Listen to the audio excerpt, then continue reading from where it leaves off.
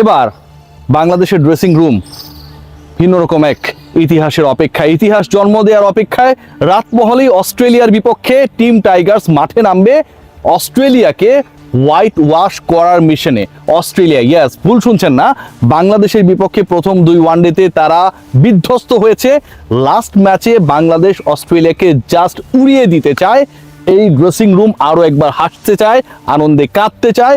এই যে boundary rope সেটা পেরিয়ে মাঠের মাঝখানে গিয়ে আনন্দ করতে চায়। শেষ পর্যন্ত সেটা হবে কি হবে না সে নিয়ে খুব বেশি সংশয় নেই, কারণ আমি অপটিমিস্টিক এই ব্যাপারে যে আগামীকালের ম্যাচটায় বাংলাদেশ দল তাদের শতভাগ নিংড়ে দেবে এবং বাংলাদেশ অস্ট্রেলিয়ার বিপক্ষে 3-0 সিরিজ নিশ্চিত করবে। সেটা যদি হয় তাহলে র্যাঙ্কিংয়ে বাংলাদেশের 8ম স্থানে চলে যাওয়াটাও মোটামুটি নিশ্চিত হবে, যতটুকু এখন পর্যন্ত ম্যাথমেটিক্যাল ক্যালকুলেশনসগুলো বোঝার চেষ্টা করেছি। টেনশনের জায়গা রয়েছে, তারপরও টেনশনের জায়গাটা আসলে কোথায়? টেনশনের সবচেয়ে বড় জায়গা বা সবচেয়ে বড় পয়েন্টের জায়গা সেটা হচ্ছে বাংলাদেশের 11। এর আগে আমরা দেখেছিলাম যে অজিদের বিপক্ষে প্রথম যেই ম্যাচটা ছিল সেখানটায় জয়ের পরেও বাংলাদেশের সেকেন্ড ম্যাচে 11-এ চেঞ্জ হয়েছিল এবং সেই চেঞ্জটা হচ্ছে খুবই লজিক্যাল, রেশনাল। সেই চেঞ্জে সৌম্য সরকারের ইনক্লুশন আমরা দেখেছিলাম।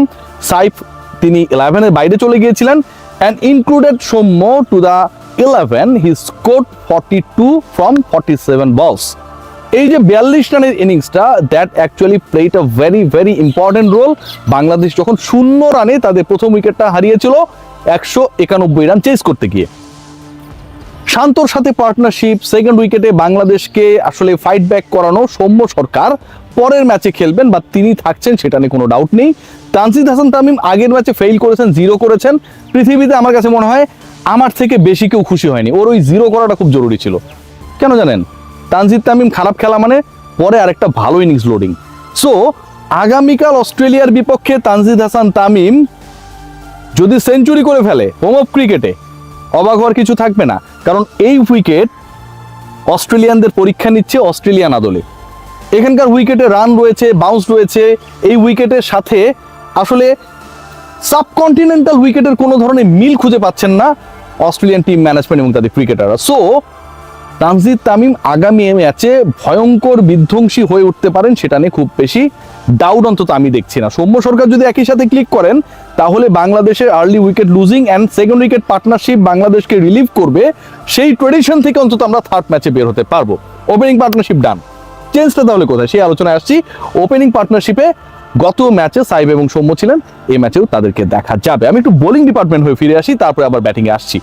বোলিং ডিপার্টমেন্টে, পেস বোলিং ডিপার্টমেন্টে আই ডোন্ট থিঙ্ক সো যে এখানটা আসলে কোনো ধরনের চেঞ্জেস আসবে। নাহিদ রানা ডেফিনেটলি আগের ম্যাচে কিছুটা খরচে ছিলেন, এটা খুবই ভালো একটা সাইন। এবং যেই ম্যাচে আসলে বাংলাদেশের তাকে প্রয়োজন পড়ে নাই সেই ম্যাচটায় তিনি কিছুটা হলেও এক্সপেন্সিভ ছিলেন। সো বাংলাদেশের নাহিদ রানাকে আগামী ম্যাচে প্রয়োজন পড়বে সবাইকে, এবং সেই প্রয়োজনের কারণটা একটাই, ওই যে ড্রেসিং রুম দেখাচ্ছিলাম একটু আগে। এই ড্রেসিং রুম আরো একবার হাসতে চায়, এই ড্রেসিং রুম আরো একবার আনন্দে কাঁদতে চায়।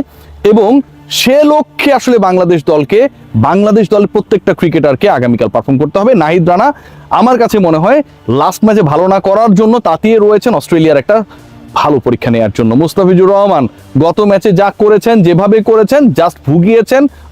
নতুন বোলিং, নতুন অস্ত্র যেভাবে অ্যাপ্লাই করেছেন, আমার কাছে মনে হয় এই মুহূর্তে সবচেয়ে আনরিডেবল অ্যান্ড আনপ্লেয়েবল যে কজন ক্রিকেটার ইন্টারন্যাশনাল ক্রিকেটে রয়েছে, দ্য ফ্রিজ তাদের অন্যতম।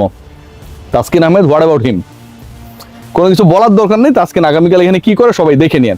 প্রথম ওভারে উইকেট পাবেন, এটা মোটামুটি গ্যারান্টেড, কারণ সবশেষ দুই ম্যাচেই প্রথম ওভারে উইকেট পেয়েছেন, একই ব্যাটারকে আউট করেছেন। এবং এটার কারণে আমার কাছে মনে হয় নেক্সট ম্যাচে অস্ট্রেলিয়া টিমে কোনো পরিবর্তন আসুক আর না আসুক, শর্ট আগামী ম্যাচে থাকছেন না। কারণ তাসকিন প্রথম ওভারটা করবে না, তিনি যদি থাকেন তার মানে অস্ট্রেলিয়া তাদের ইনিংস শুরুই করবে আসলে 9 উইকেট নিয়ে। একটা উইকেট তো প্রথম ওভারই চলে যাবে, রাইট অর রং? যদি আমি রং হই তাহলে কমেন্ট বক্সে জানাবেন, যদি রাইট হই লাভ রিয়েক্ট দেবেন। এখন যে আলোচনাটা হচ্ছে, পেস বোলিং ডিপার্টমেন্টে আসলে খুব বেশি পরিবর্তনের সুযোগ নেই।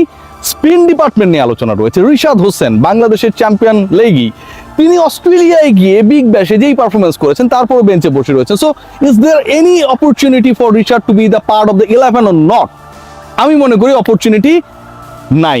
কেন বলছি? কারণ লাস্ট ম্যাচে তানভীরের পারফরমেন্স খুব ভালো ছিল। তানভীর যখন পারফর্ম করে ফেলেছে, আপনি নিশ্চয়ই একই সাথে, যেহেতু আপনার অপশনস কম, মোসাদ্দেক সৈকত ওদিকটা রয়েছে, বাঁহাতি অর্থোডক্স এবং একজন লেগ স্পিনার যাদের বল সেম ডিরেকশনে টার্ন করে, খেলাবেন না। সেটা আপনি খেলাবেন না। এবং এখানকার উইকেটে ক্যারেক্টার যেটা আমরা যতটুকু বুঝতেছি, এখানে উইকেটে ক্যারেক্টার তো আসলে স্পোর্টিং। সো ওই জায়গায় আমার কাছে মনে হয় তানভীর যেহেতু ভালো করে ফেলেছে লাস্ট ম্যাচে আন্ডার প্রেসার, কারণ তার গাড়ির উপরে ডাইন পাশে রিশাদ বসা ছিল, সো রিশাদের আসলে লাস্ট ম্যাচে চান্সেসটা কম। আমার কাছে মনে হয় যে হুট করে রিশাদকে এখানটায় নামিয়ে দিয়ে বাংলাদেশ রিস্ক নেবে না, বরং লাস্ট 2 ম্যাচে খেলা তানভীরকেই খেলানোর পরিকল্পনা, প্ল্যানটা বেশি থাকবে। আরেকজন কে থাকবেন? আরেকজন মোসাদ্দেক সৈকত। আরেকজন কে থাকবেন সেই আলোচনায় আসছি।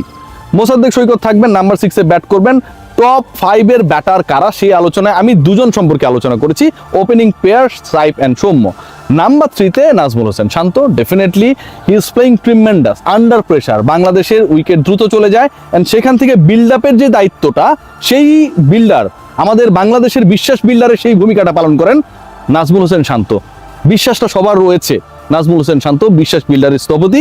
তিনি বাংলাদেশের সেকেন্ড উইকেট পার্টনারশিপ আগের ম্যাচেও গ্রো করেছিলেন তানজিদ তামিমকে নিয়ে, পরের ম্যাচে সেটাকে বিল্ড আপ করেছেন সৌম্য সরকারকে নিয়ে, এবং এই দুইটা partnership that was clinical for Bangladesh innings that time.